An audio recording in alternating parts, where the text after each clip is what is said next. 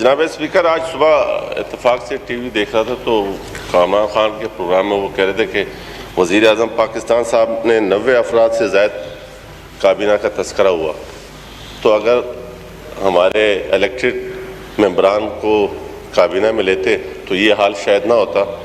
ہمیشہ ہمیں ایک علی محمد بھائی ہی کی خدمات نہ لینی پڑتی.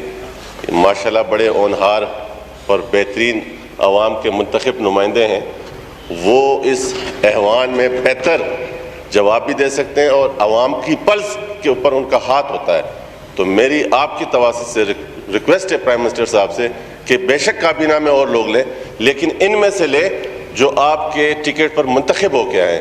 بہت شکریہ جی. یوٹیوب پر گوگلی ٹی وی دیکھنے کے لیے youtube.com کی سرچ بار میں گوگلی ٹی وی ٹائپ کریں.